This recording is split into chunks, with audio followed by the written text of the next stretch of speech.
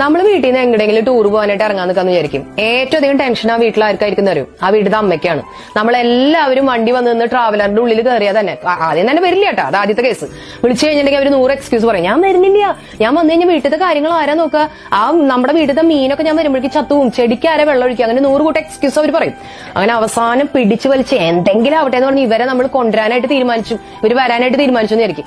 എന്നാലും ഇവരിങ്ങനെ ലാലാലം പാടിയിട്ട് പതുക്കെ വരാം. നമ്മളെല്ലാവരും ട്രാവലറിന്റെ ഉള്ളിൽ കയറി കഴിഞ്ഞിട്ട് നമ്മൾ പറയും എല്ലാവരും കയറി വന്നു, അമ്മ മാത്രം വന്നിട്ടില്ല എന്ന് പറയും. അപ്പൊ വന്ന് കയറുമ്പോ അമ്മ എന്താ പറയുന്ന പറയും, നിങ്ങൾക്ക് ഇവിടെ ഡ്രസ്സൊക്കെ മാറി മിനിങ്ങി വന്നിരുന്നാൽ മതി, എനിക്ക് 100 കൂട്ടം കാര്യങ്ങൾ വേണം, ഗ്യാസ് ഓഫ് ചെയ്തോ നോക്കണം, വീട് പൂട്ടിയോ നോക്കണം, നിങ്ങൾക്ക് ഒന്നും അറിയണ്ടല്ലോ എന്ന് പറയും. അവരുടെ കാര്യം നിങ്ങൾ എപ്പോഴെങ്കിലും ആലോചിച്ച് നോക്കിയിട്ടുണ്ടോ? നമ്മളിനിപ്പോ എവിടെയെങ്കിലും പുറത്തേക്ക് പോയി തിരിച്ചു വന്നാലും നമ്മൾ വന്നു കഴിഞ്ഞാൽ എന്താ ചെയ്യാം, നമ്മുടെ ഡ്രസ്സൊക്കെ വാരി വലിച്ചൊരു ഒറ്റ ഇറങ്ങി എറിഞ്ഞിട്ട് നമ്മൾ കട്ടിൽ കയറിയിരുന്ന് മൊബൈലിരുന്ന് കുത്തും അല്ലെ. അപ്പോഴും അമ്മമാർ എന്താ ചെയ്യാന്നറിയോ, രാത്രിയിലേക്കുള്ള നമ്മുടെ ചോറ് ഊറ്റാനും അല്ലെങ്കിൽ നമുക്ക് ഭക്ഷണം തരേണ്ട കാര്യങ്ങളാണ് അവർ ചിന്തിച്ചുകൊണ്ടിരിക്കുക. അമ്മ എന്ന് പറഞ്ഞിട്ടുണ്ടെങ്കിൽ വീടിന്റെ വിളക്കാന്നൊന്നും വെറുതെ പറയണതല്ല. അമ്മയുടെ വില അറിയണമെന്നുണ്ടെങ്കിൽ ഒരു ദിവസം നമ്മൾ വീട്ടിലേക്ക് വന്ന് കയറുമ്പോൾ അമ്മ എന്ന് വിളിക്കുമ്പോൾ അവർ വിളിയൊക്കെ ഇല്ലാണ്ടാവുമ്പോൾ നമുക്ക് അവരുടെ വില അറിയുള്ളൂ.